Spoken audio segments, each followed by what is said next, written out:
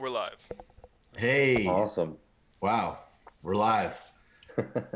Matt, some super producer work. Hey, everybody. We're doing a think tank. Usually these are patron shows, but we're doing it for the public. Really good Awesome. patron show today with Shrekko. We did one that everybody can watch on YouTube that we did on Friday, and then a deeper dive that came out for patrons today.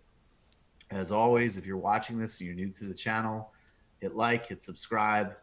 We'll be taking your YouTube super chat questions. So if you have any, hit us with a super chat. We'll get to it. And now is a great time, if you're able, obviously, to become a patron at patreon.com/TNBS. We're doing additional work and shows. We don't turn anybody away. It's sort of the informal secret. Can't do totally free, literally just because of Patreon as a platform. But if you get in touch with us, if you are a patron, or if you want to become a patron, you need a deal. You still get all of the content. The basic $8 membership, I think there's some confusion. I guess we got to rewrite it. Mm. $8 a month patrons get all the shows. And if you're at a $21 or a month above, really what you're doing is just helping us do everything we need and pay and support and grow and all of that. And also, we do Skype calls at that level. But as far as show content and everything else, everybody gets the same amount of show. And if you can, go become a patron today. All right, let's get to it. We've got a bunch of stuff to get to. Ben Burge is going to join us later. But welcome, everybody. And how are you guys doing? I'm all right. You know, it's weird when you see things actually in person that are relevant to the things you're freaking out about. I got to make sure my mic is working too. You guys can hear me well, but I can Oh hear yeah, you you're well. great. I know you can, Yeah. but I don't know if it's going through to. Okay, cool.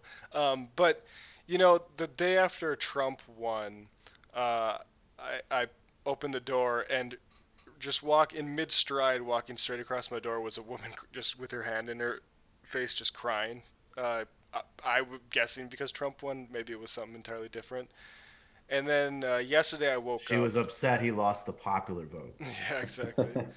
And then the other morning, I can't remember which morning it was, either yesterday or 2 mornings ago, but I heard a loud conversation of a guy on the street saying like, even if they mail out checks, they're not going to get to me. Like he's part of the informal Mm. economy, right? Like he's like, I don't know how he's getting money, but it's like not something that the federal government is going to be like, oh, here's your $1,000 check to make up for the shit. And it's like, even if we just write checks, like there's so many people that are going to be crunched by this or forced into tough situations that like hmm I don't know, it's a tough time, man. It's really depressing. For sure. It's like it's been tough, talking to family members and former coworkers who are still working bar restaurant jobs, for example. There's a lot of fear. I mean, Yeah. we haven't, we've been talking about this now for the past couple of weeks. What's going to happen with the big drain on everybody's bank account at the end of the month? But like, we haven't lived through that yet. We haven't seen what the effect is going to be on all these people who probably aren't going to be able to afford their rent. I mean, I know how just even a few years ago, especially when I was bartending, I'd oftentimes make my rent the day before. Oh yeah. I couldn't imagine being interrupted 2 to 3 weeks before and just like having any kind of contingency plan. So that's it's important for everybody who's able to show solidarity and help out people who are in need of help. And but we need to have structural and systematic solutions to that. We can't hope for piecemeal Yeah. the work. Yeah, I definitely will say, I keep alluding to, but there's people in my personal orbit that I really need to step in for, and one person in particular who's like, all of these housing things we hear floating around is certainly not helping their situation. So, Mm-hmm. they need to be out. We need to find a place. We need to, co-sign, get money, do all of that virtually. Um, and Well, and then like, yeah, I mean, I think like a lot of us, for me, like, this is the least of everything, but like, yeah, I mean, most of my life was either housing insecure every single phase of it, or even in quote unquote stable situations, like the rent took up half of my income. Mm. And so, that is, that's just anxiety producing in general, even if you're on the other side of that. And then there's still plenty of people close. I mean, it's really horrible. I wanted to just really quick, and I think we all kind of can do these, and we can start in whichever way. But I just wanted to do something that's like a little bit constructive right now, because I think it is really important that all of this justified anxiety and fear, and honestly, hopefully, anger. I hope there's some room for anger, because that is ultimately that's up the emotional chain than anxiety. Mm. Like, if you're gonna frame it in those terms, like, they want you anxious, and of course you're anxious. Everybody's anxious. It's fucking terrifying. We're talking about all the economic consequences. There's also, like, especially here, there's literally just like the fear of getting the virus, you know. Mm. But there should be anger. There should also be clear thinking. And we each had some pieces of advice. They're probably all pretty commonsensical, but I think we can, it's good to put out. So, I'll go last, whichever you guys want to start. And then, and again, hit us with super chats. We'll take your questions. We'll get to Burgess, but I want to make this part a little bit more focused and really get some stuff out there that might be useful to do. I mean, I can say immediately, if you live in a building that's a larger building or community, try to organize. Literally just put a sign in the hallway and say, like, let's set up a listserv or a Facebook group so people can communicate. If somebody gets sick and they're unwell, if you can pick up groceries for them. I mean, those kind of things are actually going to be very important frontline actions to prevent the spread of the virus. I'd also very much suggest, wherever you are, checking out your local branch of the DSA. I know pretty much across the country, they're all organizing pretty extensive mutual aid. Some of them are a little bit further along than others, but I know pretty much every chapter that I've seen is in the process of doing that. And that's important for both, like, short-term meeting people's needs and goals, but also it's very important too to start building those kind of community connections and being the people out there providing for folks. In a moment like this is actually embodying the kind of socialist ideals that we preach. Yeah. Michael, you go. I'm looking for a tweet here. I wasn't All right. prepared for So I this.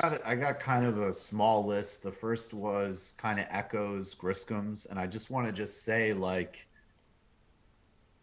that real micro organizing in your building, texting your neighbors if you have their number, or putting a sign up, is not only essential for doing things if you can. I always emphasize if you can, like, there's an older person, getting their groceries for them, or taking care of somebody who's sick to the extent that's possible. That also, and we'll be conscious of how we phrase these things because we have to, but that also is the type of thing that creates the communication and groundwork for, maybe collectively making decisions about your rent. So I'll just put that out there. It's very important. That stuff can scale up really quickly in ways that are incredibly important for taking mutual aid action, and then coordinating for broader political action. And I would start to think too, about um, doing those on as private a platforms as possible, and being really conscious about stuff like that. I would think this is a time to think about that. I would call up your Congress people and senators. It's better than emailing. Calling really does register more. Yeah. And I would say specifically, they need to kill this Republican bill in the Senate. I don't know, maybe David, you could put up these Jeff Stein tweets, but essentially, like, Mitch McConnell and Steve Mnuchin are cooking up, like, it's nothing short of a corporate coup. It's, we'll go into more detail of it later, but even like the initial couple of days of, like, oh, they're getting more populisty or whatever, to outflank the Democrats. They're actually not, in actuality. There's a few Right. things in there, but The Democrats are actually fighting for more hospital funding in this. Basically, it's a huge trillions-dollar aid package to casinos, airlines, but it also includes their favorite pet projects like increasing abstinence-only education. No requirement to retain workers. First names don't have to be disclosed for 6 months. I'm not sure what that alludes to. Treasury gets latitude in picking who gets loans. You want Steve Mnuchin with a trillion something slush fund. Look at his grotesque record. No guarantees on worker health care.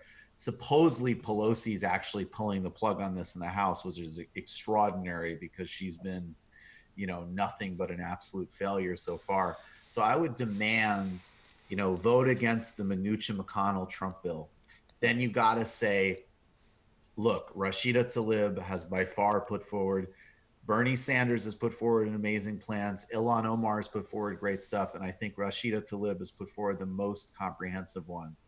Preloaded debit cards, $2,000 a month for everybody for at least a year.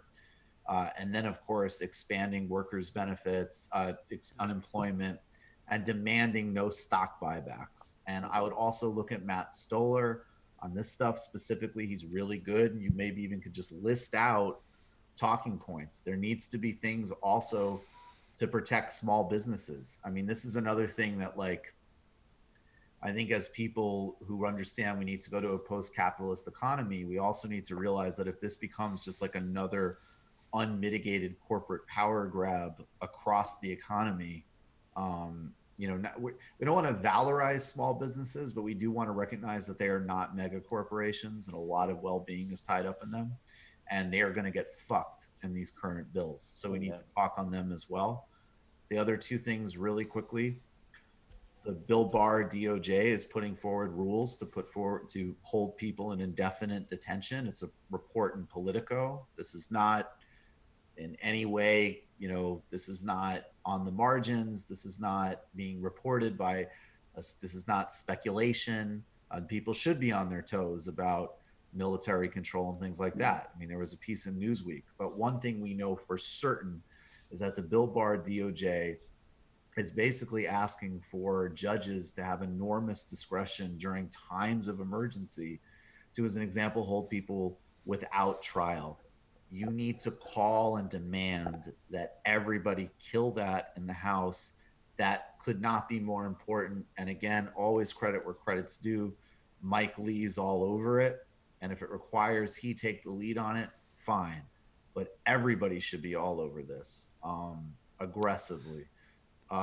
Yeah, I think paying attention to Congress right now and calling them. If you called during the Save Obamacare thing, like, this is a moment to definitely call, especially if you are quarantined and have access to a phone. Because, I mean, like you said, 2008, 2009, it's the similarities there. The difference is the communications technology is much different than it was in 2008, 2009, and people need to be able to see what's happening in real time better than they did then. So 100%. And then just the two things real quick, just to put it out, is if you can, I emphasize that a million times, how can you help people who are on the front lines, literally, people getting laid off, people who are in high risk professions, undocumented people still terrorized by ICE. I would include artists and small business people. If you're in a position, to sustain and support and put some energy towards those things, do it.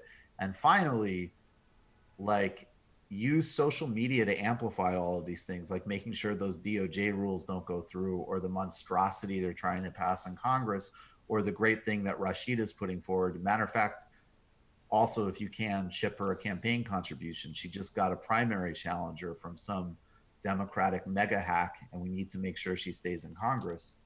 But the last thing I would also say is, like, there is an emotional economy to this. If you can, take technology breaks sometimes, read a book, do some other things, meditate, cook, home exercise, watch something funny, whatever, listen to music, and share some of that content on social media. Like, it's really important that there not just be like a ceaseless negativity and anxiety cycle.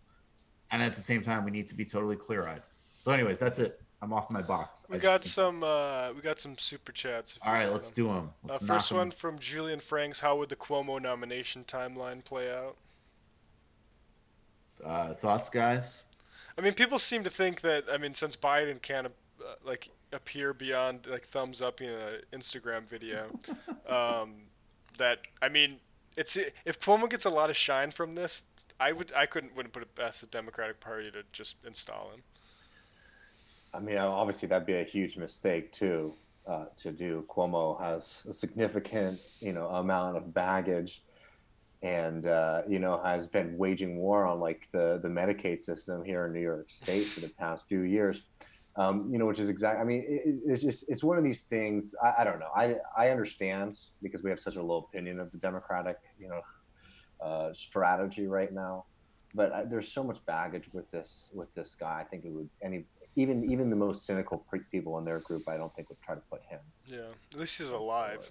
Yeah, I don't know. I'm actually so Cuomo's horrible. So let me just answer though the question in the I think it's like more of a horse race kind of question. I think that I would be shocked at this point unless something significantly changes, and I would be utterly shocked if the conversation wasn't taking place right now about Cuomo replacing Biden. It ticks all of their boxes. He's politically essentially the same as Biden, maybe worse. Uh, they look at this as a TV show, and he is good on TV for this moment. And he totally would be willing to say, like, F you, Mr. Trump. I'm from Queens. You can suck my dick. And for people who really do just look at this as like some type of like, even though they're constantly talk about like science and leadership, and there's some things that Cuomo's doing in New York, obviously compared to Trump, is better, of course. But like, first of all, that doesn't prove anything, and secondly, I like, would do a lot better than Trump. any of us would do literally. Like, I am not going to use this to try to goad race crimes against Asian Yeah, exactly. Americans, and I would suggest you stay inside and wash your hands. Boom, just did it better. So so like but besides that, I mean, I think I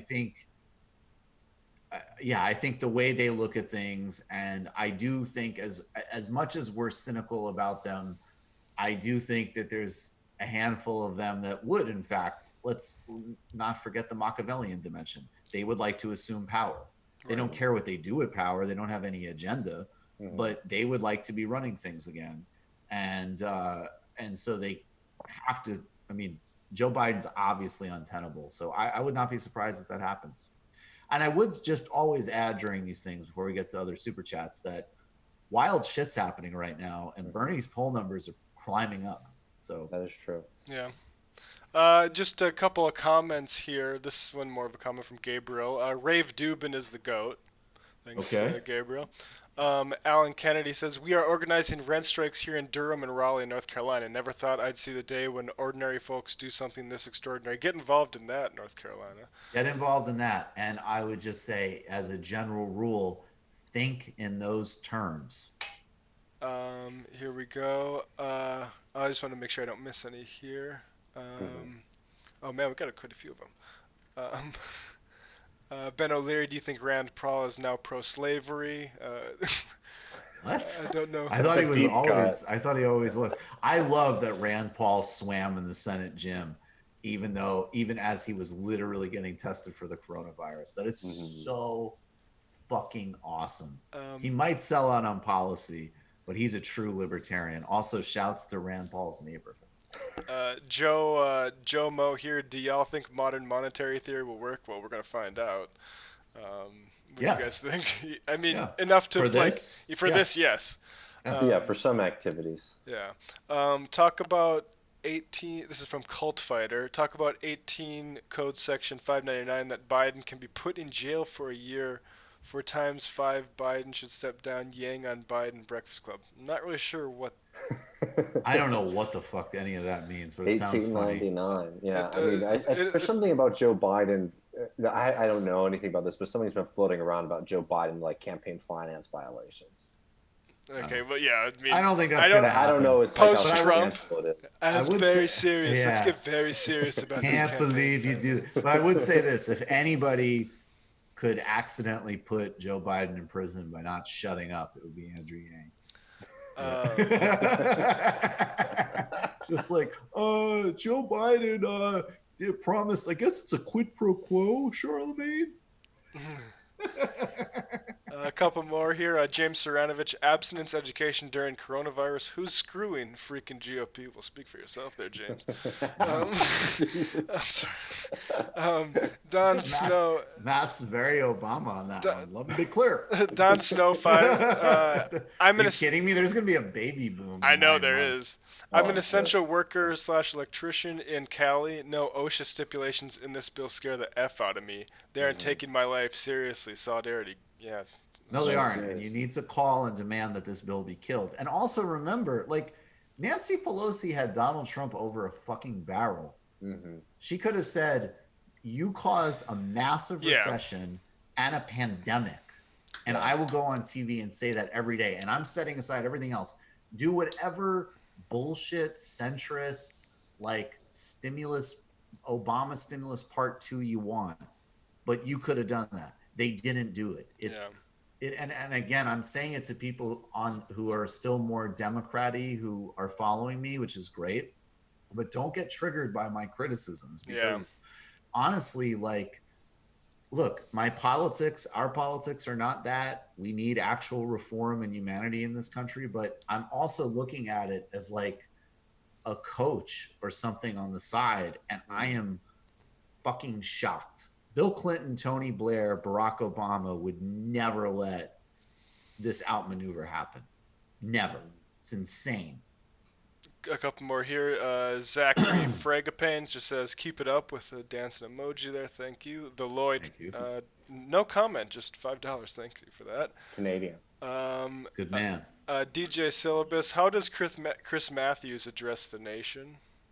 Do you think I want to know what Tulsi thinks. There's something about the coronavirus and her workout videos that I just think speak to the spirit of what we need. Speaking of Tulsi, Gabriel Reyes wants to know your thoughts on Jimmy blaming Bernie on Tulsi. Oh God. I didn't hear that. I mean, You know what? it's a tough position for the Tulsi fans, man. Yeah. I mean, you know what I will say is like nobody's seen this. By the way, this also goes for all the like fucking lunatics who were calling her like a Russian agent or whatever from the beginning. Yeah. Nobody from her stands to the people who were like literally accusing her of treason seemed to notice that like she was always super nice to Biden. Oh yeah, I Yeah. know. Yeah. Okay. Graham Myers, how much do you think the government will give us? $5. I don't know. I mean, No, we know I what they need to think there will. Yeah, we know what we need. I mean, look, you need to demand yeah. the Sanders Rashida plan. I think Mhm. as it is now, there'll be some type of. I'm seeing something along the lines of like something like a $1,200 hit. But again, it's changing. Like I read news and I have a few people who give me information, but honestly, like who the hell knows? Yeah. People will get some cash transfer. Right. Of course. But Yeah. there's a lot of things going on, and I'm not, absolutely need the cash transfer, but like people need to not be murdered because they're overdoing, OSHA.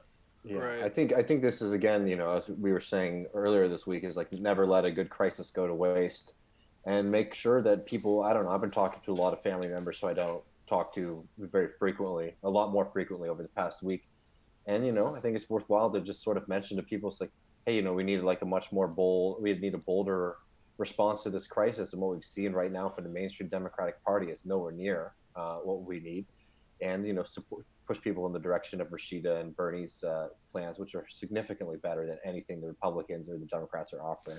Yeah. I'd also just would say real quick, when you see libs sharing South Korea's crushed it stories, explain to them that they have more comprehensive health care than single payer.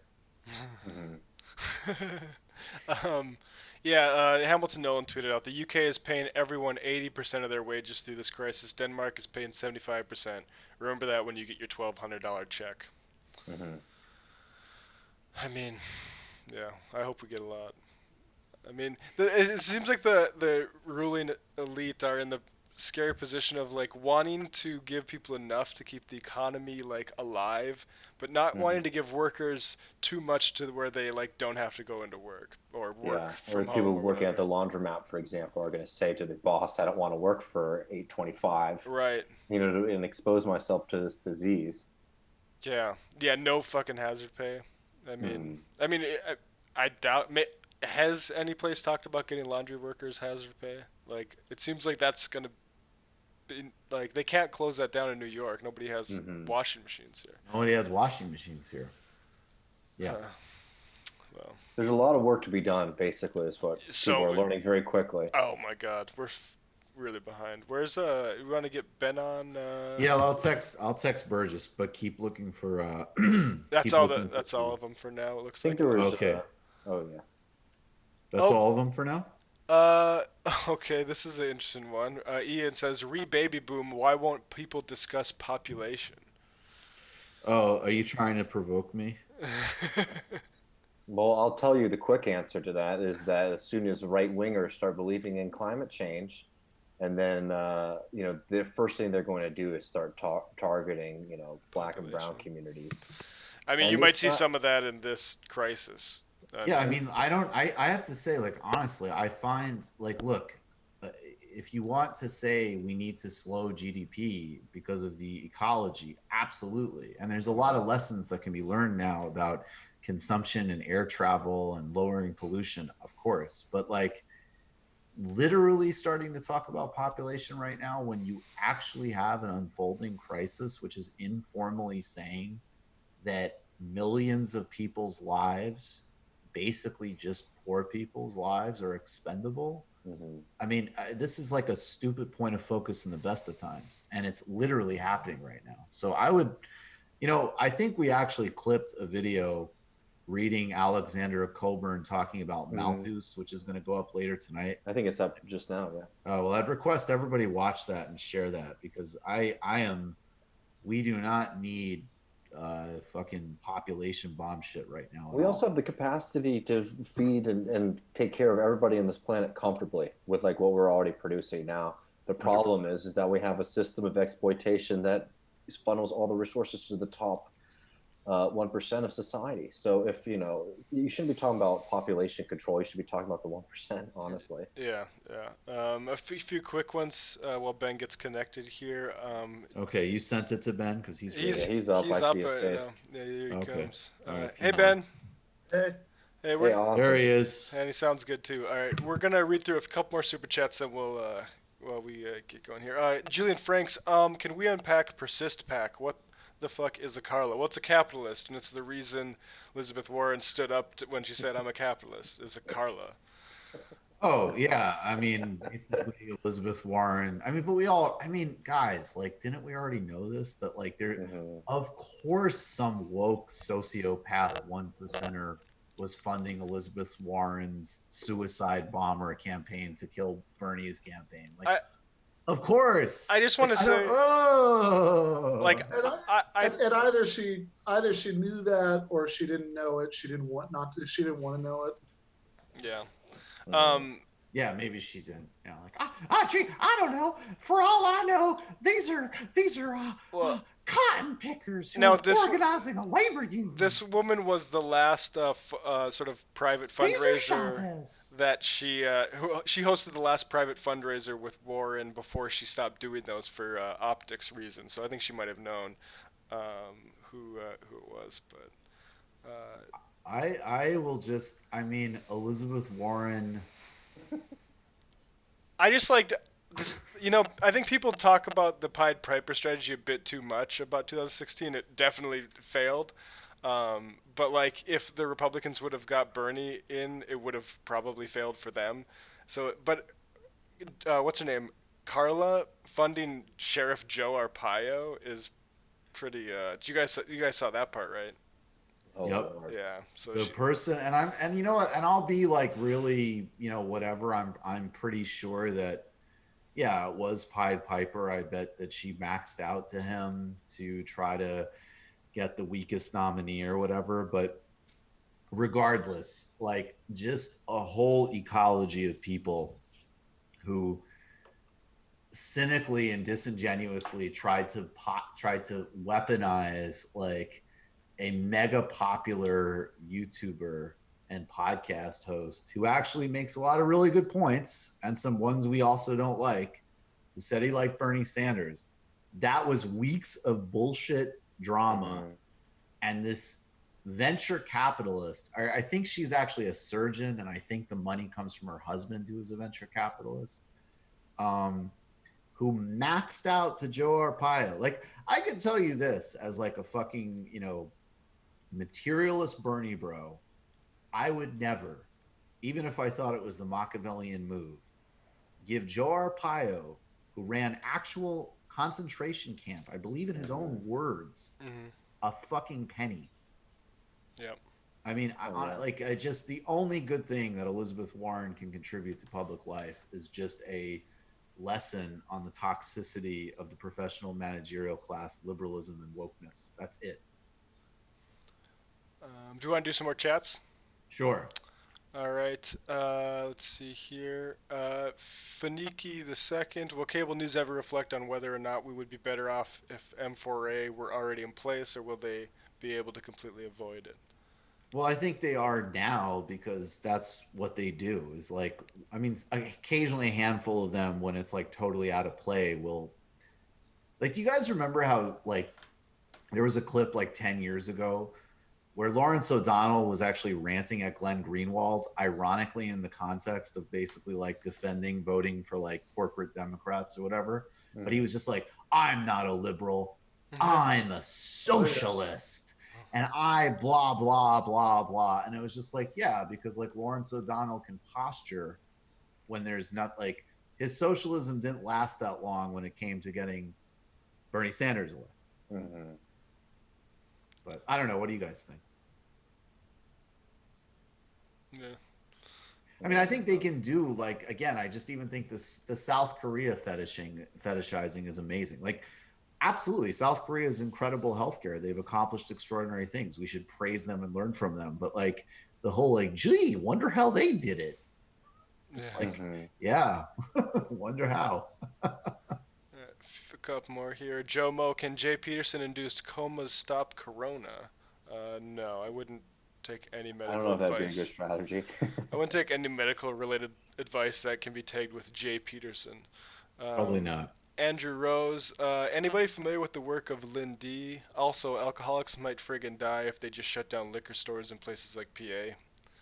I mean, yeah, that the economy of intoxicants is going to be interesting in this period as I well. mean, it's tough for people too who are, in rehab or, in like halfway houses. And that's already been a major concern for people because they're sort of quarantined there. Kowalski from Nebraska, we waste 40% of our food. Distribution is terrible, yeah. Mm-hmm. Jeffrey Harmsworth, Columbia grad student workers have voted 94% for strike authorization. How do you think we can use this moment to our advantage? Well, doing that sort of thing. I Yeah, mean, you I think also it sounds like heard, they're doing it. yeah, I mean, you also heard the gentleman from Raleigh, North Carolina earlier. I'll So, also throw in on that. I think this is actually a really good time to do that because in I mean, everybody in the world is transitioning to online classes right now, and it's much harder to track down and penalize individuals for their strike participation Mm-hmm. if it's online, for obvious reasons, So now, I mean, that could be a double-edged sword because it could also have a more nebulous effect on the university. It's not quite as obvious as just like having having buildings where there are no classes, having taking place in them. But if a lot of people are freaking out, and especially if like a lot of like parents are freaking out, my kid says that half of his instructors, aren't sending out materials because they're on strike and they're complaining to the university.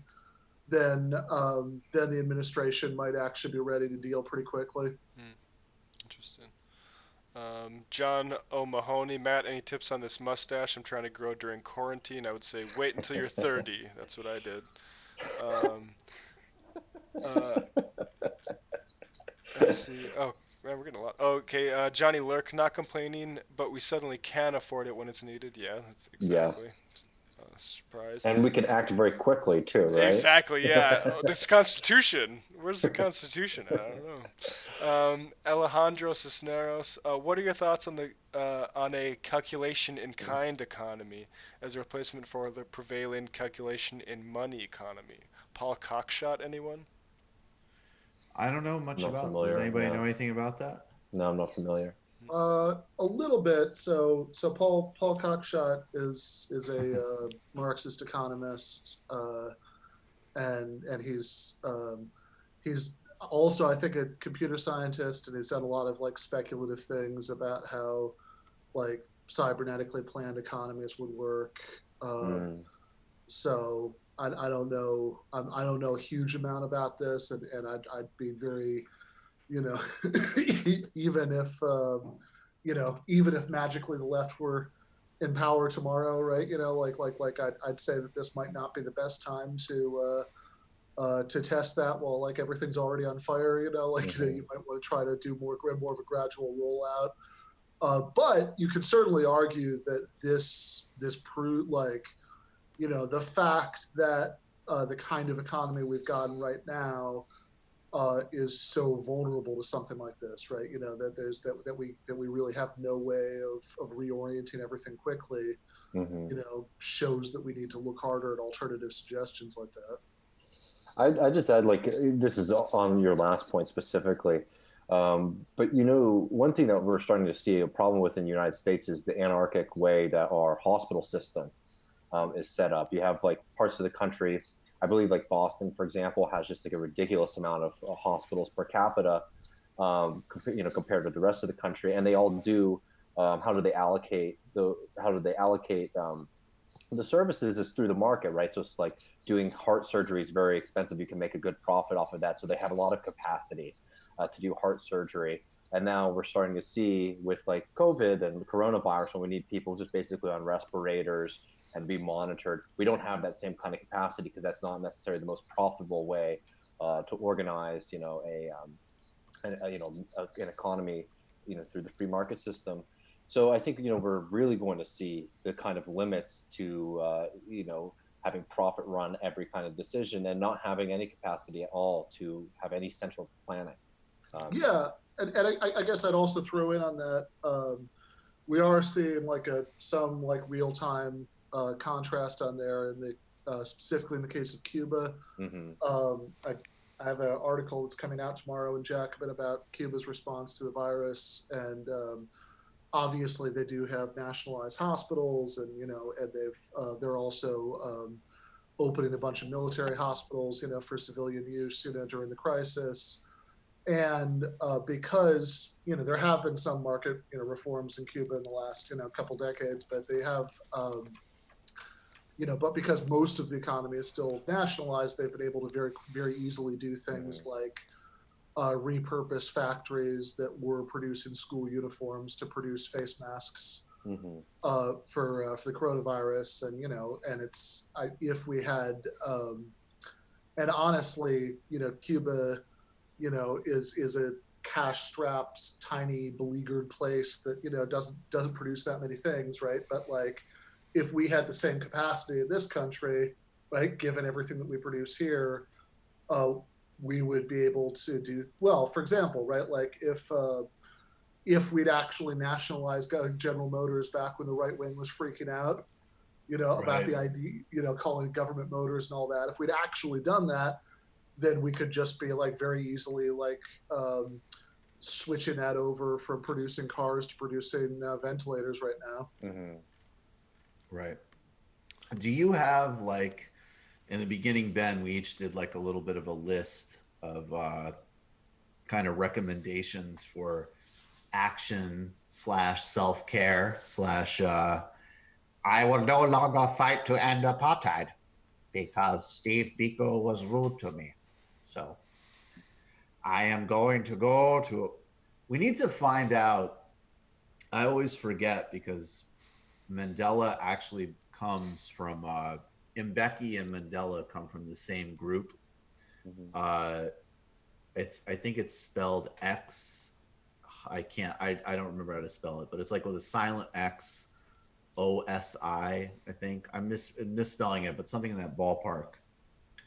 And so obviously in the as this develops, it's that he lied about that affiliation for 30 years, never worked in the ANC until after the transition out of apartheid, where he like did peripheral work on a negotiating committee, and now is quitting because he doesn't get to be leader. Nice. Like because so what? So someone else has fought apartheid for 40 years. I don't get to be the leader. I am supporting FW de Klerk and engaging in self-care. But do you have any ideas or tips in this moment? Yeah, I mean, I think that obviously it's very easy and very funny, right? To kind of poke fun at that self-care talk in the context of of stuff like Elizabeth Warren, but I also I guess I'd just say that you're not going to be doing the cause any good if you're not paying attention to your mental health right now. If you're just kind of like obsessively reading about this all the time and you're putting yourself in a bad condition. So so don't do that, and like have take like anything, and also honestly this is a good time to do things like like if there are if there are books that you've been meaning to read for a long time that'll help you gain a better understanding of things that are going to be relevant to what's going on going forward. This is a great time. This is a great time to do that. And if you're like me and you've got like CLR James that's been sitting on the shelf for a year or whatever, like this is this is the time to bust that out. And then I guess my only other real thought, I like everything that's been suggested about the earlier about getting about organizing Facebook groups and stuff with tenants, right? In your building. I think that's very smart. But I guess I would try to do that type of thing off of Facebook. Yeah, sure, or whatever the more secure platform is that you can find. Yeah. But I guess the only other thing I would say, like that, my only other thought is just that this is a good opportunity to kind of realize that to maybe be a little bit more conscious about the face that you're presenting to the world. If you're like a lot of like anybody who's into left politics enough to watch this right now, basically, right? That like when you're online, right? We kind of all have a bad habit of treating that as if it were this kind of fun extracurricular activity that doesn't exactly count, right? That's like, oh, who cares what goes on online, because that's not the real world. Anybody who's complaining about that is too online. But right now, that's what we got, right? Like that's our only mode of political interaction that we literally have right now. At least if you're in the massive percentage of the workforce that's that's been sent home, right? So So that means that it's something that's worth taking seriously. That doesn't mean you have to be some little dipshit who's obsessed with respectability. That's not what I'm saying, right? But like, you do have to, but it is worth reflecting on the fact that it is a real mode of political interaction, and you want to think about whether you're making the left look appealing or unappealing in the way that you do it.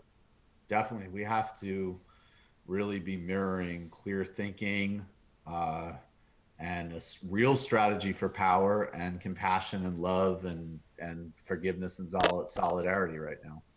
Um, all right, let's do more super chats, guys. We got more coming in, right? All right, James Saranovich, Tories paying 80% of wages in the UK? Question mark. Elicit history on how the GOP became devoid of any social compassion. That was, go back a while for that.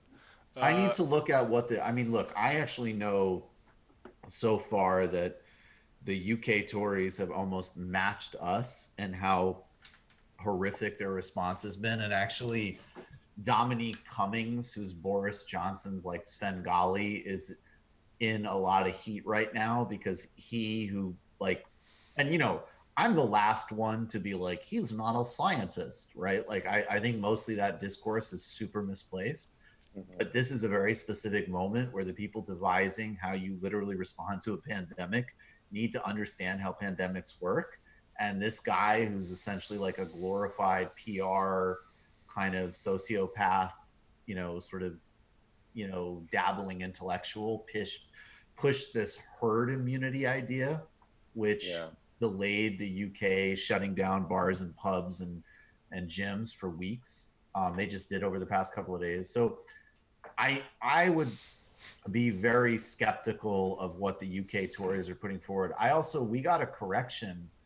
Macron, it's not for people, it's for businesses, which is certainly, again, small businesses absolutely should have their rent freezed, but it's not as humane as a rent freeze for all, which is what needs to happen globally. So, the Danish, whatever, we'll discuss their problems another time. But as far as a government that's put forward like an actual real package that protects people's jobs, delivers healthcare, and already, of course, has in many ways a functioning social democracy, we should be looking at the Denmark package as part of our demand set for what our people should be doing here in the United States. All right, one from Britt Stern. Thank you guys for everything. Thank you, Britt. Thank you. I think I need to go back a bit more here. I missed a few. So there was a comment on it's too far back, but it was about in Pennsylvania, gun rights groups are going to do a gun rights protest there, which is kind of scary. Richard Saunders, thoughts on Varoufakis' problem with Thomas Piketty? I'm not familiar with that. Not familiar. Something to follow up on. That's interesting. I'd just say, just real quick on Piketty, I think Piketty's book is one of those books that was one of those like a best-selling book for economics, which never happens. And the hypothesis basically is a lot of people bought that book and it sat on their coffee table until it eventually went on their bookshelf, right? Piketty, his book is very interesting because he highlighted the difference in income between people who are deriving their capital from like the stock market versus workers. And then there's the middle class of what he calls the super managers. Anyways, it's an interesting study in modern capitalism. But, Paul Sweezy, all the way back in Monthly Review, if you go through like any kind of like American Marxist economics, they've been talking about this for 40, 50 years. And the tension that people, I think, mistake with Piketty is they think that he's like a radical. If you read Piketty's book, his solution at the end is that we just need to have a small global wealth tax on international transactions, right? And Zizek actually has a good line of it's like, Thomas Piketty is like the pure utopian, right? Because he actually, not only does he think that the system that created this inequality can be saved, it can be saved with such a small measure, and also that we're going to be able to create the supranational government, right? And the only thing that they're going to do is just implement a tiny tax on international. It's just like, I don't know the Varoufakis Piketty beef, so I don't want to overstep my bounds here, but like, I just think that people should recognize, where Piketty sort of fits into the kind of global left economics world. He's not particularly a radical or even, socialist. Yeah, it's another one here from Trainwreck Chronic. Kind of what we're getting at here, but you mentioned it being preferable to fight a failing neoliberalism as opposed to a much more effective right. Strategically speaking, how can the left take advantage? What would it look like? Well, I keep outlining those steps. The new frame that I want to play with for the show, and again, we started playing it out with Trecco, and I don't know the specifics yet, but I think there needs to be a three-part narrative of global solidarity, planetary interdependence. And again, that's very real because even something like the idea of fighting a pandemic as a purely national project is delusional. You don't even need to have, a global sensibility to understand that, unless you just want to, a lot of these new nationalist projects are fantasies, quite Right. literally. And then the second step, though, and this is also unavoidable and a paradox, is that there is going to be a state and there is going to be nation states. And the question is what forms them and how they are. And that's really the fight for things that need to be national responsibilities.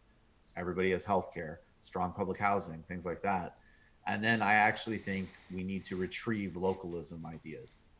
Food systems should be highly localized. There's no reason electricity companies and other vital services cannot be municipally owned Yep.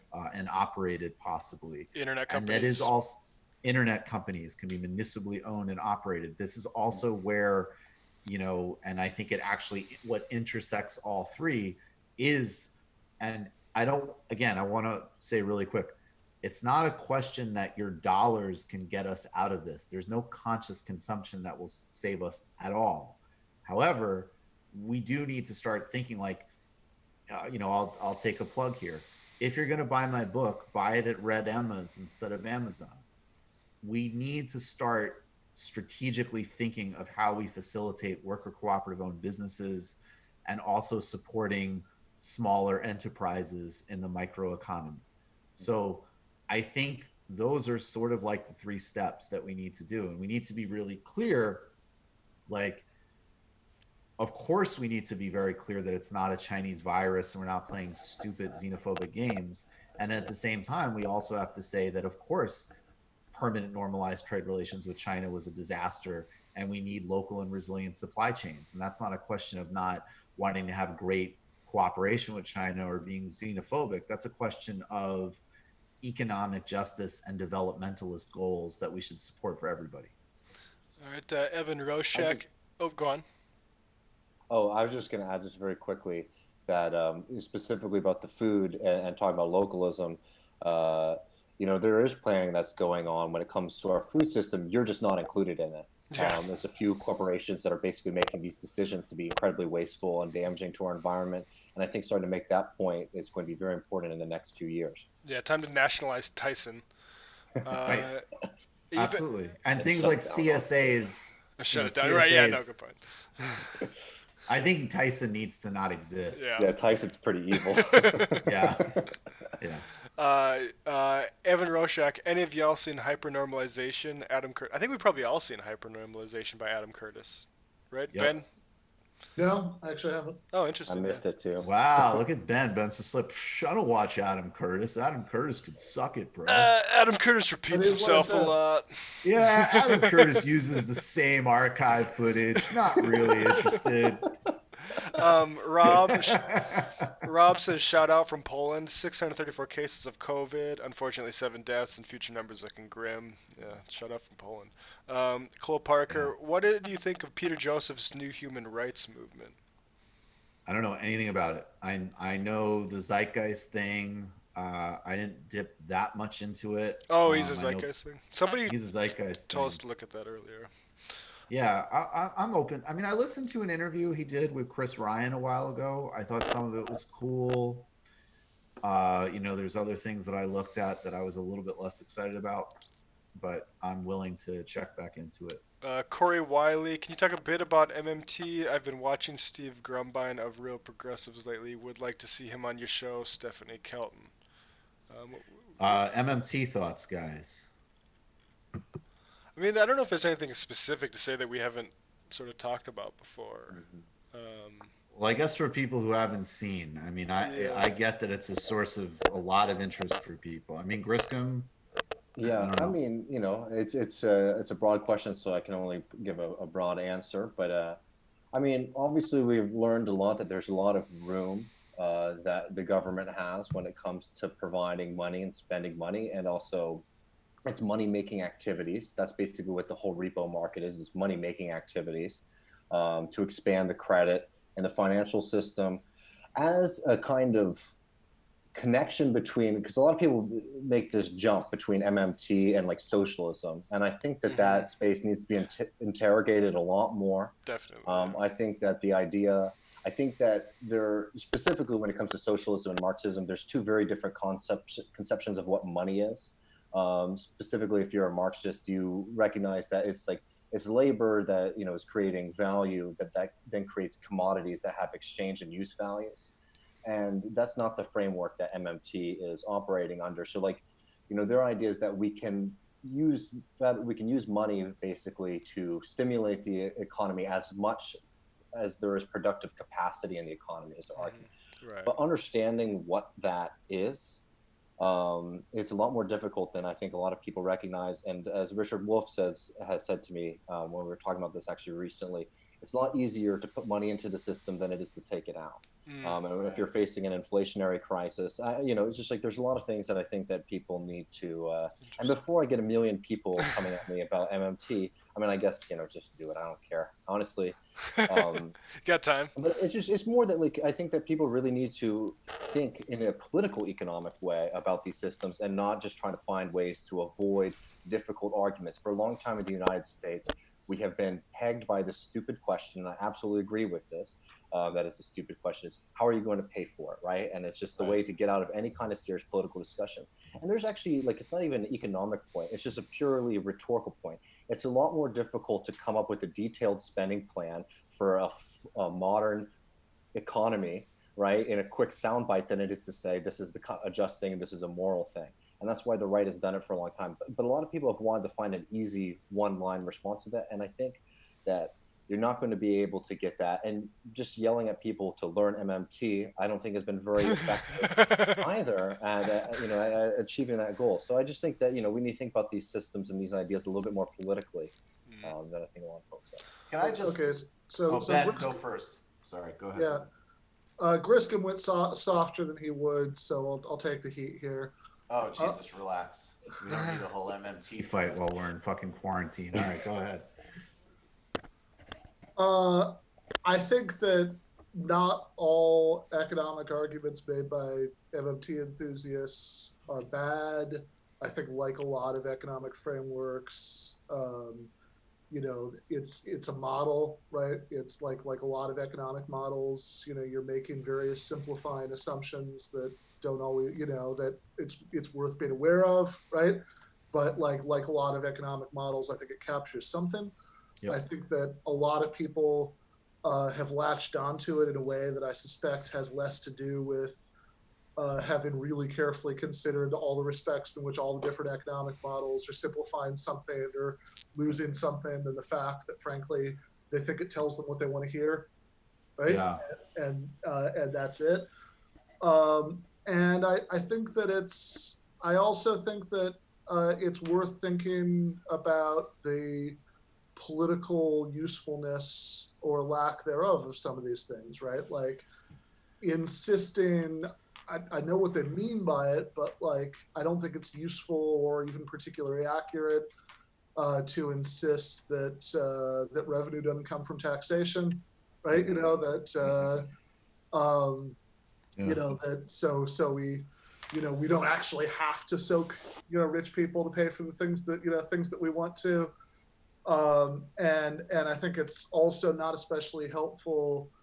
And again, even within their terms, like even if you make a lot of MMT assumptions, it's still the case that because any given national currency has to be a store of value on a world market, there are limits on how much you can't just print money up to human and ecological. Well, particularly if you're not in the United States. I mean, that's, that I'll just add to, like, because whatever, we're putting it all out on the table. I'll just say two things that are my hesitations. One, I do think ultimately we need to come up with global models, and you have a lot more flexibility if your currency is the U.S. is the global reserve currency. So yes, the United States does have way more room to move than Greece or any number of other places that are even like the euro.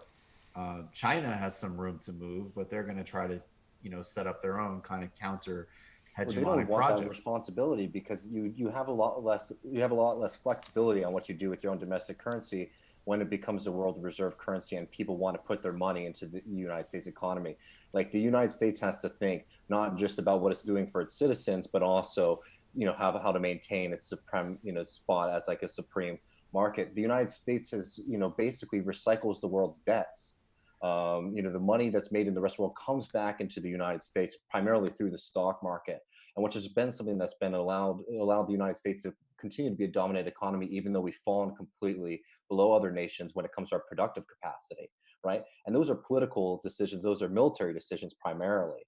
And I think that so I didn't mean to cut you off, but I just wanted to add that that's like a fundamental consideration. No, that's a really too, good point. when you're talking about monetary sovereignty, is that it actually plays in a kind of global economic realm that I think is not so easy to sort of walk away from. And this is why, again, I really do like the term and the way to think about these kind of systems using the term political economy, right? Because if you try to separate these concepts, one, it's really starts to get ridiculous at a certain point, and two, you start to miss the fundamental questions of what we're dealing with, right? You can't just say like, oh, these are just scientific considerations. It's like, well, no, these are like practical considerations that will affect lots of people. No, I 100%. And just, although I would add, I think the new Daniel Bessner, David Adler piece on the like enormous geopolitical advantage that comes out of having the dollar as a reserve currency, and why China might want to compete on those terms, and why we also need to, in fact, not have a single country controlling a global reserve currency, period, is really worth looking at. But the second point I'll just make real quick, and then Ben, back to you, is like, look, Stephanie Kelton, I retweeted her piece in the New York Times today. It's very helpful in a context like today to say, no, we need to fucking we need to have some type of giant Keynesian bottom up boost into the economy. We do. We need to do that 100%. And the other part, though, of like MMT that always catches me, and it goes back to somebody complaining to me that we don't talk enough about policy on the show, which is like, look, it's very important to understand policy, and like particularly now, to like what they're going to try to put in this bailout package and get incredibly specific about it, because it's a horror show. It's going to be a huge corporate theft, right? And we need to figure it out and figure out the most strategic way to combat it. But at the end of the day, the reason that even if we stipulated, I think, the obvious criticisms and limits of MMT, which people should understand, but even if we stipulated in a U.S. context, we could have more expansionary stimulative policies, and we could use MMT maneuvers. I think that's not debatable, and good for MMT for pointing that out. The reason that those things are not going to happen, or God forbid, they'll be like Republican MMT, which we've been having for decades. Like, oh, we don't really have to worry about the deficit. Let's build the most horrific, destructive military empire known to humanity. Let's give rich people money. Like let's just have a spending bonanza. Because as we all know, it's only Democrats that do this tightwad bullshit. Republicans never do that unless they're torturing poor people. And the reason is because of power and politics. And I really want people to understand there's no magic policy bullet that gets us around that. The reason that we won't have a lovely Stephanie Kelton written, Bill Black written MMT bill right now is because corporations own this country. And no matter how, and learning MMT is very great and whatever, and I'm happy to interview MMT people, but that is not, it might work on the margins of shifting public opinion about that, but frankly, a crisis already has us here. Believe me, normal Americans are not going like, what about the fiscal implications of sending me a check? They're not. And the reason that they won't get it is because corporations own this fucking country, and you need to understand it in power terms, not policy terms. All right, go through a few more here. 86 Warmit. Yeah, actually, go Matt, ahead. I was going to say the only other thing I wanted to say is that I think, you know, again, it's a complicated subject. They're not wrong about everything. I certainly think everything that left wing MMT people are saying we should do right now is good, right? It is Of what course. we're doing, right? You know, but I also think that there's that especially it can be a very you know, U.S. centric view, like as far as like even when you sort of have that counterpoint, okay, as long as we're the global reserve currency, we have more room to maneuver. But okay, are we going to be going forward? Should we even be? And even if you just accept all the simplifying MMT assumptions, even if the only limits you had to worry about were human and ecological limits, those are still limits. So it's still not really accurate, and it's still not really helpful to say that there are no trade-offs. Like the thing the MMT people often say, that there are no trade-offs between having an overseas empire and having robust domestic welfare policies, right? Like, you know, you actually can't produce an unlimited amount of everything, right? You know, at a certain point, you know, they have you do actually have to decide how many tanks versus how many respirators, you know, you know, ventilators you want to produce. So, so I think that, you know, I think that even if you do buy into this framework in a very total way, I think some of the ways that people present it, its political implications, I think often aren't really very strategic in terms of what the left should want. I just said really briefly is like, just to put a bow on what you said, you know, the last thing is that, like, yeah, eventually you do have to decide about how much production you can have, you know, how many resources there are in the economy, and that's the function that money is supposed to play. So, you know, let's be real about what we're talking about when we're talking about money. You can't just print money, you know, endlessly and just have excess, right? There are economic decisions that have to be made, and you can't just sort of mull over that fundamental political distinction that is a part of that. And we are opening to learning MMT. So fig leaf All right. or olive branch. Okay, more questions. Okay, 86 Warmit. Gal Gadot and her super friends can fix COVID-19. Yes. John. I saw somebody joke that Gal Gadot, that video where she says, the part where she says, imagine, is the last thing a Palestinian child sees before they're murdered by the IDF, which was very dark, but it resonated with me. Yeah, imagine Gal Gadot spending the next 7 months in Palestine. Exactly. John Mint, That's Minnesota. solidarity with Gaza. Come on. Now, John Mint, Minnesota. Not sure if this is old news. Rand Paul has coronavirus. It is old news, but it's good news also. I'm gonna go take a swim because Dad said it isn't even real. And the real thing is, you know, because you imagine, like, he would be the type of guy to not only swim, but also be like you would be like running on the treadmill. Rand gets next to you, shakes your hand, throws his towel on the side closest to you, and is just like, you know, I was just reading this site about how trace minerals can actually get rid of it. So I'm actually not that scared. What a fucking asshole. Yeah. When Rand Paul was running for Senate the first time 10 years ago, there's a Alex Cockburn column about him, which I would recommend everybody read. But the line that's always stuck in my memory in the years since then is, "He seems dumb." Yes. Okay. Is it April JK? Is it true U.S. is considering canceling our debt to China? Well, it's probably true Trump has at least considered it himself. I'm sure Trump is definitely floating that. Aaron, I mean, and look, we should have global debt jubilees. Like, yes. It's time to reset the clock, period. In the United States, we need to get rid of student debt, medical debt, everything. And internationally, yeah, like I think we actually really should bring back the concept of the jubilee. There should be debt elimination across the board, and people should maybe, if they should be thinking about how to collectively take some of those decisions into their own hands, maybe.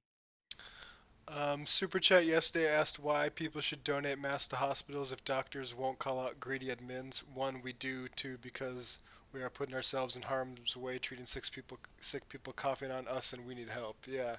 Right. I wouldn't. Absolutely. I wouldn't. If Absolutely. any anger people have, probably don't direct it at like hospital workers. Generally. Yeah, let's.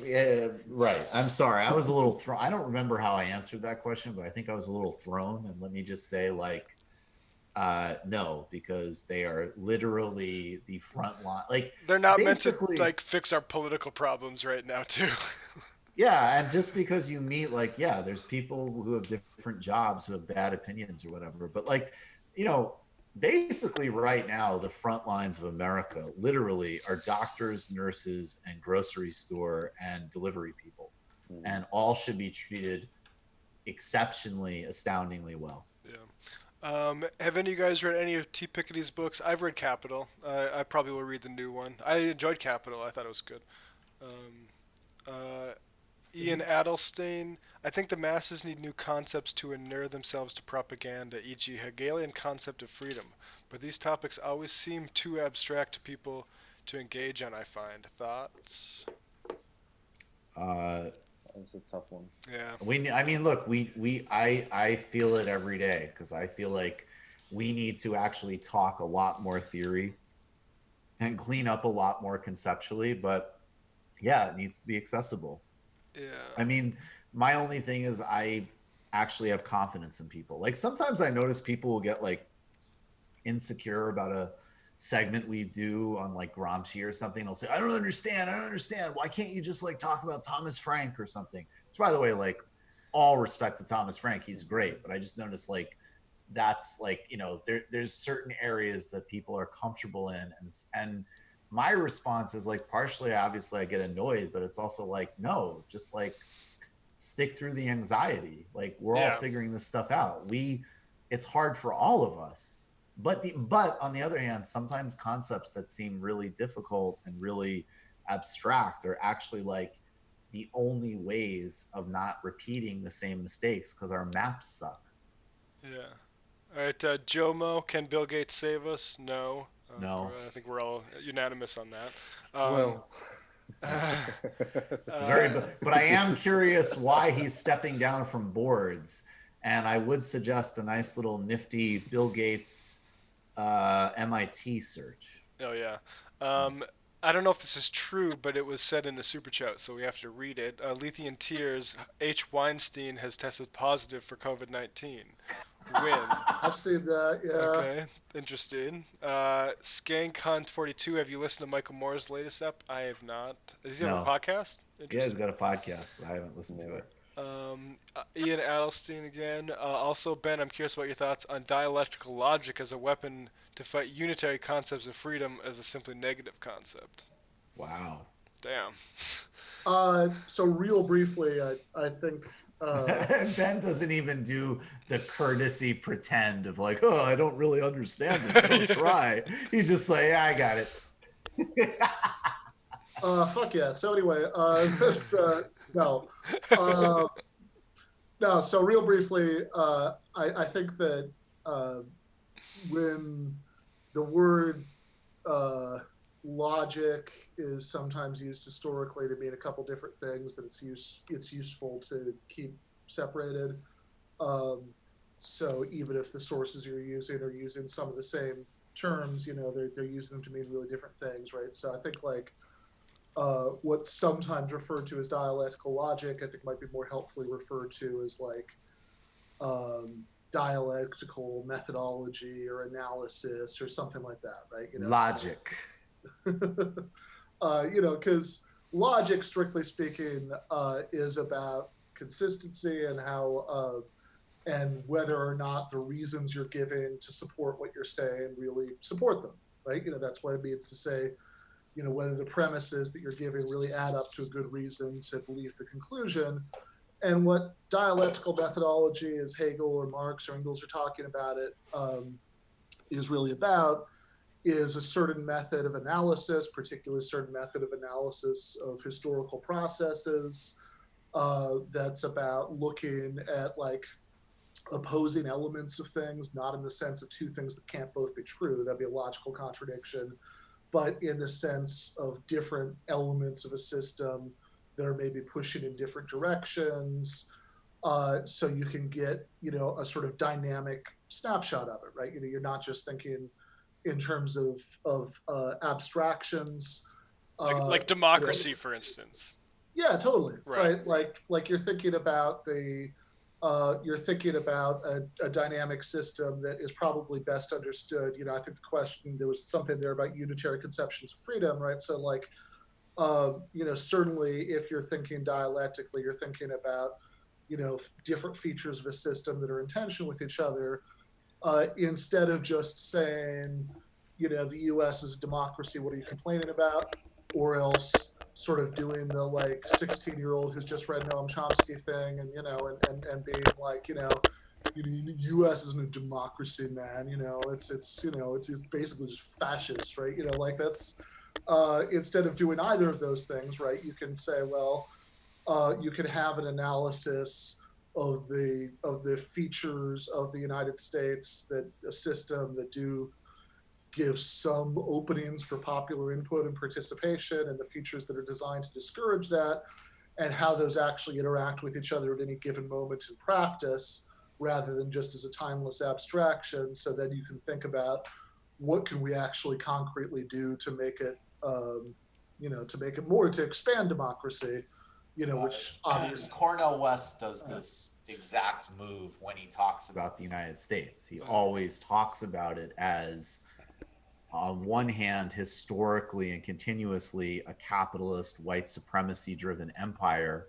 which obviously there's endless objective truth for, and then also a struggling republic and democracy, which has always either been manifested through, the extraordinary contradiction of the revolution itself that still advanced liberty in certain contexts, and then also the, people who have fought on the outside to expand it, from the suffragettes to A. Philip Randolph to Bernie Sanders, and that's the dialectical play. And this is a great example, though, of something that sounds super abstract, which is really important. If like it's and it goes actually back to why the atheism thinking really bothered me back in the day. Not that, again, I don't care if you're an atheist, whatever, believe what you want to believe. I'm not making that wrong one way or another, but just the idea that blanket statements that are ahistorical about huge historically contingent things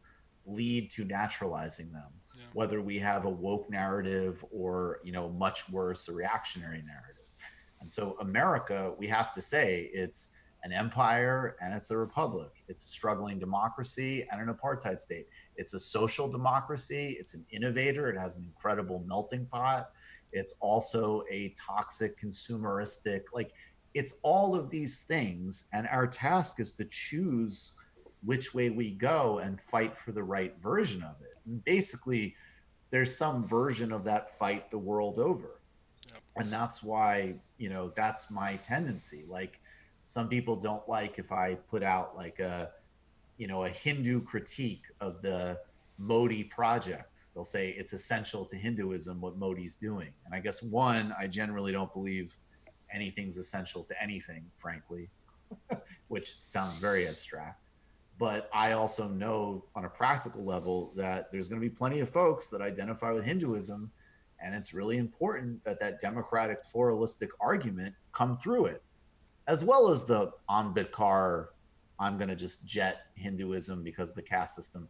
I highlight that argument too. I'm closer to that. But in fact, we need to, you get what I'm saying. So actually, if you're going to be an essentialist about any religious tradition, Hinduism is a particularly absurd one to be that about, right? Because, you're not talking about like one relatively narrowly defined thing that's existed in that form for a long time. You're talking about a multiplicity of different traditions that was kind of given this label by external conquerors. Right. That was then really taken up in this interesting way by, Hindu nationalists. But yeah, I mean, like the way that somebody like, like Christopher Hitchens, who I know we all really admire the work that he did when he was at his best, right? But in the later part of his life that I think you're referring to, as far as atheism goes. I mean, I'm sure he was always an atheist, right? But like in the last decade or so of his life,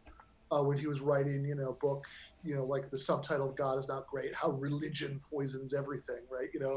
Religion is just sort of this monolithic force that you almost would have thought like would have like dropped down from the sky like the black goo in the last Spider-Man movie. Right.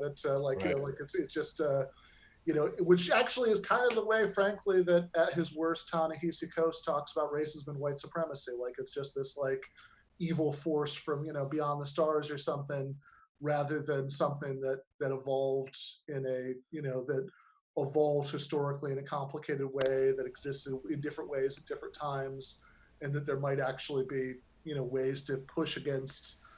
And just to be really clear again, like there's political consequences to whether or not we take the Adolph Reed view or not. And if we don't, if things are just contingent and self-contained, and I got to be honest, there's days where I feel like that. I mean, there's days where it just feels like it's fucking doomed, whether we are talking about racism or capitalism or earth destruction or whatever else. But if we choose that, then we're done. So we also have to kind of like literally choose that not to. Yeah. All right. Go through some more here. Let's see. Rhonda Boy, dynamic systems require at least 3 points. Maths, I'm not sure what that means. David Okay. Hellman, just a heart and brain emoji. Charles Sheen, nationalize GameStop. Gaming is a civic duty now. I agree with that. I've been doing my civic duty on NBA 2K, my team, lately. Actually, I might stream that to Twitch pretty soon this week. Anyway, Ian just asked, is there any books related to that topic we were just talking about? He says he has Norman and Sayers analysis. Anything come to mind, Ben? I'm sorry, about which part? He's the one who asked about the Hegelian the blah blah blah that we okay, good. Blah blah. I like it. All right. Yeah, I mean, so as far as like Marxist like dialectical analysis of history goes, a book that I like a lot is Marx's as the 18th Brumaire of Louis Napoleon. Louis Napoleon, right? I think that's like a nice classic as far as that goes. Yeah. As far as the relationship between dialectical logic and ordinary logic, at the risk of sounding incredibly arrogant, give them an argument. There you go. Perfect. Yeah. Oh, so Ben, you recommended your own book because I see you're a capitalist. Yeah, Sami Luati sort of says Griscom summed it up all right. The limit is real resources, but it has nothing to do with reserve status, but with monetary sovereignty, which Greece or any member of the EMU, for that matter, does not have. MMT economists don't say there is no limit. We mentioned that. We said, That's exactly what I said when the argument is that it's easier to put money into the economy, harder to take it out. We all understand the argument about the economy overheating in MMT.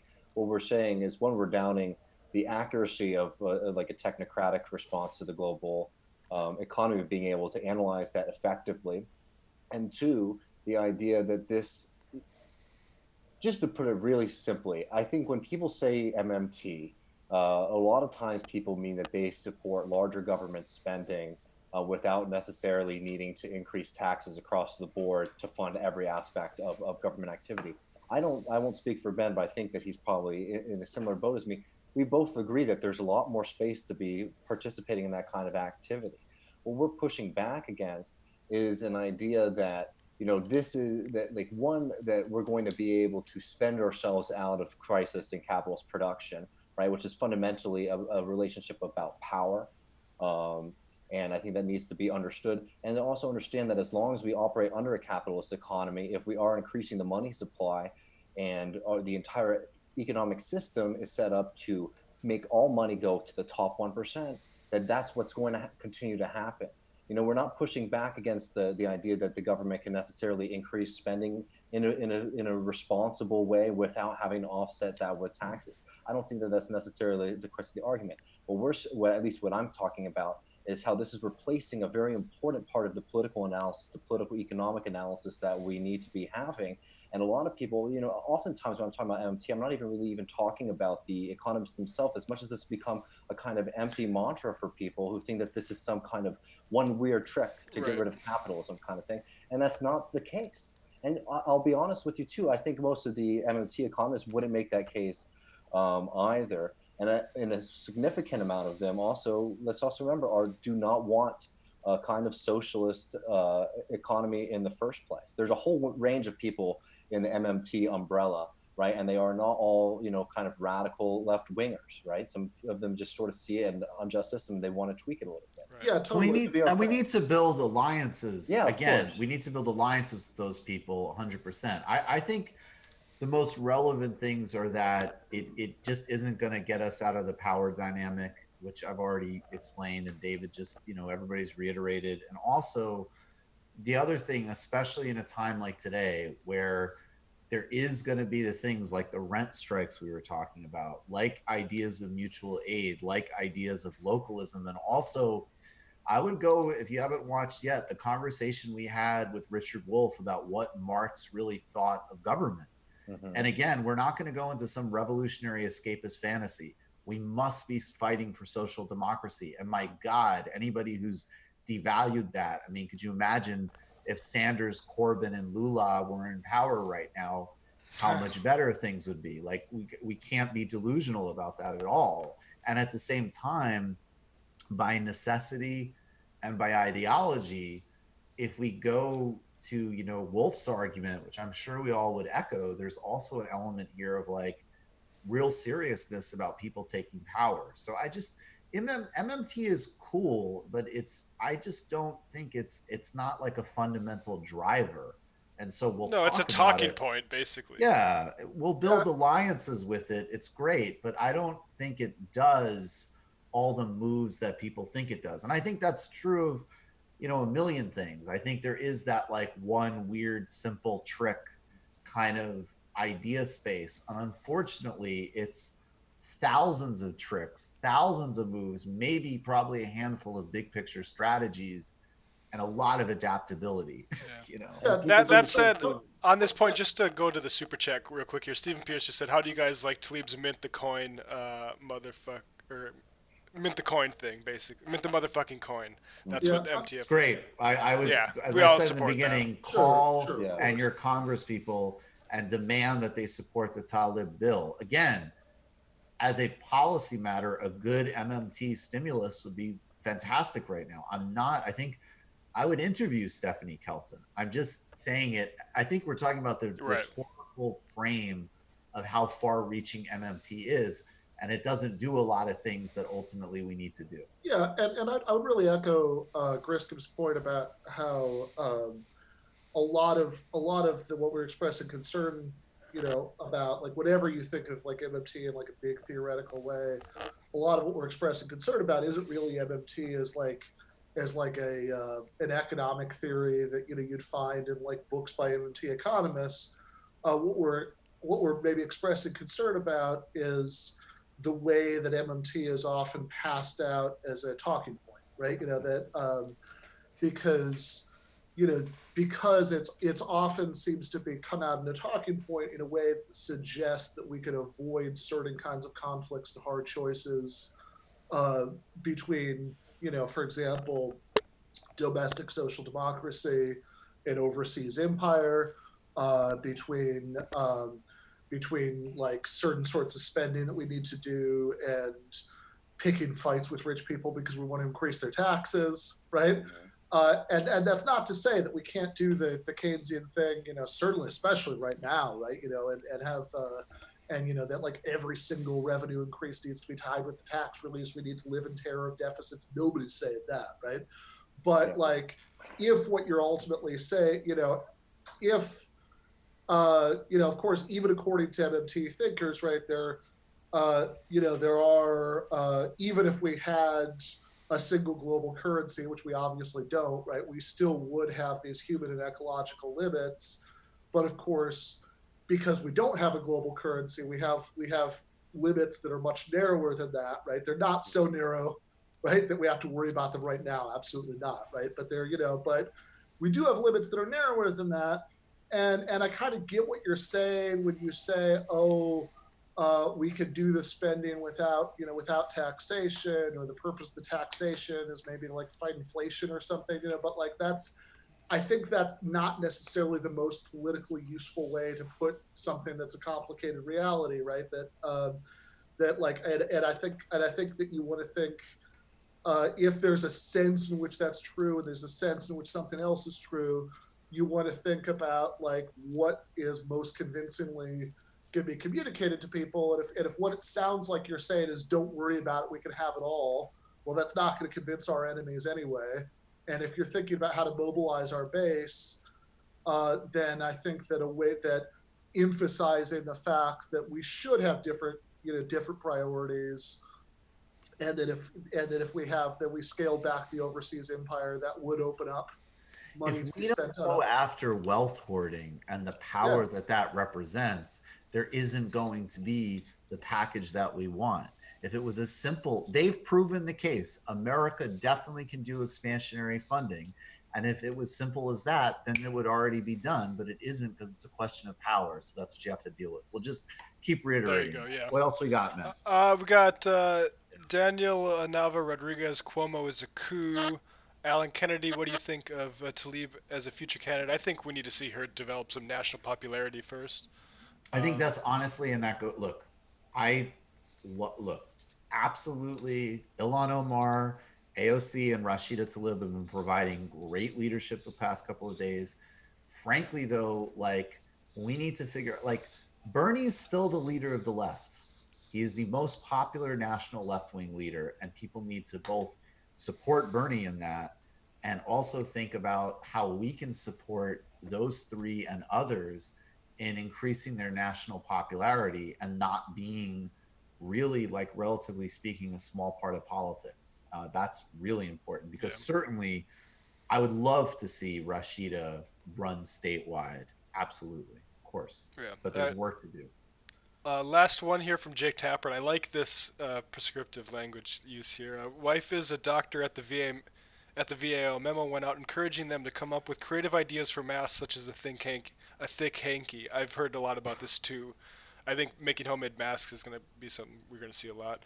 They're terrified that help is not coming. And he says, should call it the Trump, quote, hoax virus, which I think calling it the hoax virus is as shit gets real, is a good use of language. So I might be adopting that myself. Thanks, Jake. What can we do to go on the offense against Trump? It's terrifying that his numbers. I absolutely thought last week I thought, this is it. It's not going to be all the Ukraine whatever. It's not going to be any number of despicable, corrupt things the administration does. I thought it was finally it. I was like, we're going to have a pandemic and a huge economic recession, and he blew it off and obviously isn't going to be up for it. And somehow the Democratic leadership are handing him a win so far. He's in the mid-50s. And again, I say to people who get triggered by this, I say this as somebody who thinks it's quite important Donald Trump isn't reelected if that's humanly possible. I'm not a whatever man, and I don't believe the populism thing. It's bullshit. McConnell and Trump and Mnuchin are cooking up a horrifying corporate coup. I can't emphasize that enough. So what do we do? I mean, with regards to like the ratings, the popularity ratings, or Trump's favorability, I think that stuff isn't going to change based on messaging. It's going to change based on people knowing somebody who needed a respirator and couldn't get one. And I worry that we're actually going to see things get that bad. And there's nothing Chuck Schumer can fuck up that people will misunderstand that part. So, I mean, I don't know if you guys have anything more than that. I mean, I just think that, in politics, you can't be still. We need to continue hitting Trump on his failures and doing our job of articulating our vision, both as something that's in direct opposition to what Donald Trump is doing, which is basically going to use this crisis to further empower an already powerful block of people and organizations, being corporate America specifically. And that's very frightening. But I think, it's also important that, we start to push our alternative vision, because I think a lot of people also recognize that the response that they've been seeing from the Chuck Schumers of the world and the Nancy Pelosi's of the world is inadequate. And if we tie ourselves too closely to that, then it's going to be more and more difficult to defeat Donald Trump. And we also need to start thinking about long term. Donald Trump is not a one off. Donald Trump represents something that the right wing definitely understands, that the neoliberal project is crumbling, and it's a huge opportunity for them. And unfortunately, it seems like they are much more prepared and agile at dealing with this global reshuffle of power and ideology. And like, we really need to be preparing in the short term to defeating Donald Trump, but also recognizing that this is a fight that's not going to go away with one election. Yeah. Ben? Yeah, I mean, obviously, it is incredible. It is incredibly important that we defeat Donald Trump if possible. Obviously, the DNC and dragging what's left of Joe Biden, across the finish line, often in danger. They're going to teleconference him across the finish line, I feel like. Obviously they're doing what they can to make that hard, but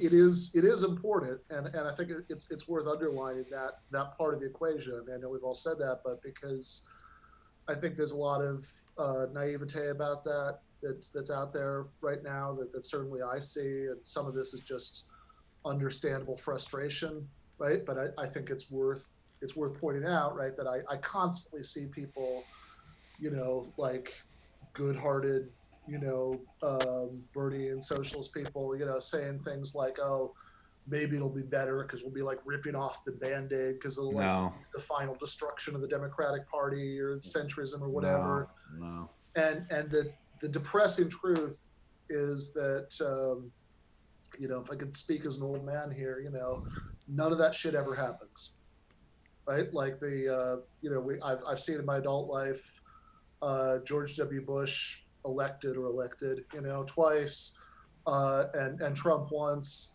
and it never makes the two-party system go away. It never makes the centrist wing of the Democratic Party go away. That's just not how these systems work.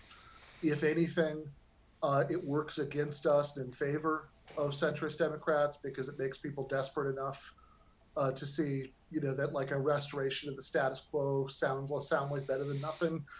And it's just not a good terrain for us to fight in, right? Like we're way better fighting that those kinds of shitty corporate Democrats, than against hardcore right-wing Republicans. This idea that if things just get bad enough, we won't have to do our job of educating and organizing people, but that like just the force of how bad things are will magically make people radicals is just not how it really works. And there's also just a lot of countervailing evidence. Like as I've said, I mean, the mistake in planning the Sanders campaign, which, by the way, keep engaging with the Sanders campaign. Bernie needs to run. And for people who read the article, Bernie, choose option 2.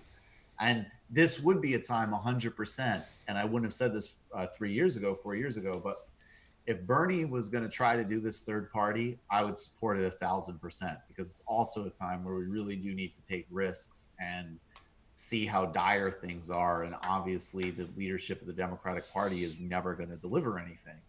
But I also think that, what they made the mistake, because we all made the mistake of not paying enough attention, that in 2018, those who pushed through Democrats taking the House are not, they're not socialists, they're not woke, they're not even particularly progressive. They're normalcy seekers. And somehow we need to actually figure out a synthesis of a message about deep reform and transformation. This is one of the ways in which this horrible, disgusting crisis helps us, frankly, with people's deep craving for some sense of stability. There's no way of getting around that. So honestly, like, 4 more years of this, is not going to help in that endeavor at all. Now, Biden might not help either. I think, again, there's a difference in fighting against a dead project versus an alive and dangerous project. They're both horrible, but we need to be, really strategic as always. That's my bellwether. And, whether it's voting for Elizabeth Warren or, whoever else, I'm never going to see voting as purely an act of self expression. Now, again, I've said we're not going to have this conversation a million times in the show. We've got bigger fish to fry, but we've got to look at it strategically. And I think it's really important, especially for those of us who understand that the Democratic Party is the problem and we have to fight them. We have to start very aggressively synthesizing that with really exposing Trump and the Republicans right now and making very clear, like, also don't be suckers for them either. I saw a Club for Growth ad on this channel the other day that was like, they screwed over Bernie. Remember in November.